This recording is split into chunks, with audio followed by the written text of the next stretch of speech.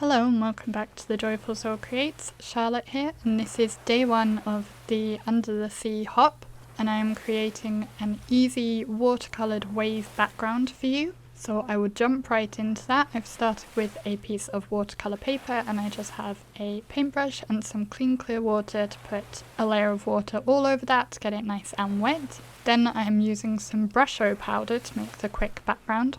So this is a kind of pigment powder. It's got various shades in it. This particular one is sea green, but as you can see it has some blues and yellows and greens in it. It wasn't moving quite as much as I would have wanted, so I did spritz it with some water. My water bottle just happens to have a little Perfect Pearls in it as well, so there may be a little shimmer in this. And then I also brought back in my paintbrush just to move the colour around, especially where the pigment was built up. You could see some grainy areas. So I just tapped on those a bit to move the colour around and get the panel of paper completely covered. This sea green colour is, of course, a green more than a blue. So despite having sea in the name, it might not be the best for a water background, but it works well enough, and I don't have a blue pigment powder, and I wanted to use pigment powder for this, so I just made do. Once I had it fully covered, I'm just going to dry that off with the cooler setting of my Wow heat gun. This cooler setting is ideal for drying watercolour or inking, whereas the warmer setting is perfect for heat embossing. And here I have it completely dry, so then I noticed I still had some colour on my craft mat and I didn't want that to go to waste, so I'm just going to smoosh my dry panel into that and pick up some of the extra colour. This adds a kind of splattered effect and just gives more texture and interest to the background. I will again dry that off with my heat gun and dip it back in to pick up the rest and dry again. And whilst I'm doing that, I'll quickly tell you about the hop. So this is a hashtag driven hop, and the hashtag for today is Thursday Under the Sea, and you can click on the hashtag either in my description box or just above my title to see the rest of the videos in the hop. It is Thursday Under the Sea because this is a multi-day hop, so there will also be projects being shown tomorrow, which is Friday, and also on Saturday as well, so be sure to check back for those. Returning to the card, with my background fully dry, I want to add some wave detail, and I'm using the Skull and Cross Buns rainbow pattern stencil for this. So I've just laid it over my background and I'm spritzing it with that water from my water bottle again. Lift the stencil off and use just some kitchen towel to sop up that extra water, and here you can see that it's removed some of the colour and made a pattern in the background. The stencil wasn't quite big enough to cover my panel, so I'm going to line it up and do the top part as well.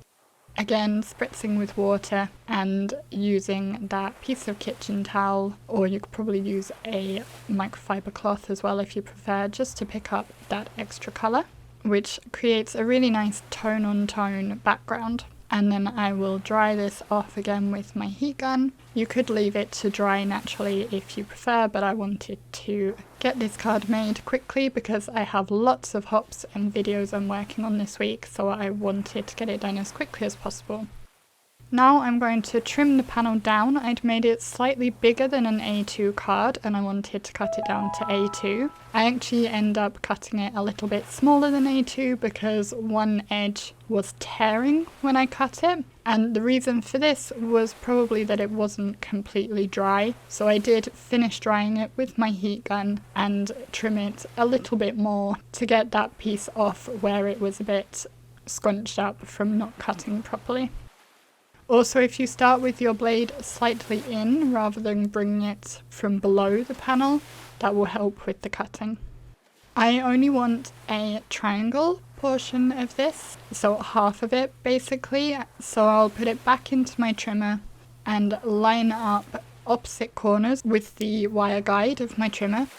And again, starting with the blade in the middle of the panel, I will trim it into two triangles. I'm going to use the lower right hand triangle on this card, but I can keep the other triangle for another card. And I'm just trimming off some little pieces. I think my blade might need replacing because it wasn't cutting quite as nicely as I would like. I considered using a coloured card base with this, but I did decide to go with a white card base. I thought it would help the colours of the watercolour background stand out more, rather than going monochrome with a similarly coloured card base. Next I have a circle of vellum that I've die cut, and I've treated this very well with an anti-static powder tool.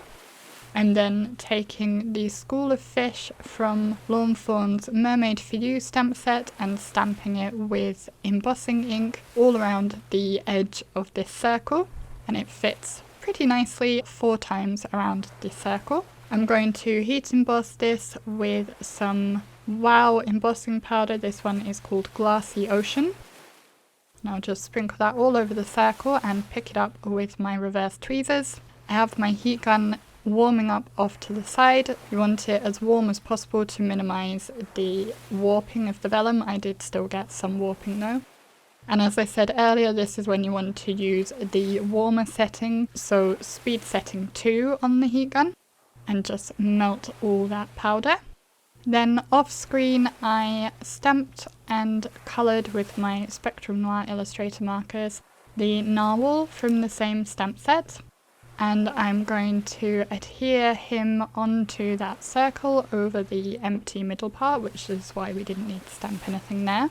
I did bring in some Nuvo Aqua Shimmer pen and add some shimmer to the narwhal's horn and also to the insides of the fish. I don't think I had the shimmer pen running enough though, because on the finished card I really don't see very much shimmer at all, so I might go back over that at some point. Next I'm going to add my sentiment. I have adhered the watercolour panel into place, and I have the Waving Hello sentiment, again from the Mermaid for You stamp set, and I'm stamping it along the edge of that triangle panel with some embossing ink. I like to put my card base or panels in my MISTI when I'm stamping, even if I'm not using the MISTI itself, because that foam pad is a really nice stamping surface to get a good impression. I'm again going to use the Glassy Ocean embossing powder, which is such a pretty kind of almost turquoisey blue colour, and I thought went really well with the other colours on this card. If you prefer, you could do 2 colours for the sentiments, so you could have one as the actual main sentiment and maybe do the other ones embossed in clear to give a more defined sentiment rather than having them all the same colour, but I decided to go this way today. I did have a bit of warping, so I set it aside under something heavy just to flatten it out a bit before continuing with the card. And here I have put some foam pads onto the back of my focal panel. I've only put them behind the narwhal so that they will be hidden, because of course if I put them anywhere else on the vellum it would show through and we don't want that. So I would just use my reverse tweezers to help me get all the backing pieces off of the narwhal, and I will adhere that into place on the bottom right hand corner of my card. As I said, this is part of a hop that's over 3 days, so be sure to check back tomorrow for the next video. You can click on the hashtag to see the projects from other YouTube participants, and if you head over to Instagram, you can use the same hashtag there to see projects there as well. Thank you so much for watching. I hope you enjoyed this video. Please do let me know what your favourite sea creature is in the comments below. If you're not yet a subscriber, you can subscribe by pressing the button on screen now. There are a couple of other videos there as well if you've done hopping and want to see more from me straight away. Otherwise, thank you very much for watching, and I will see you again in the next video. Bye!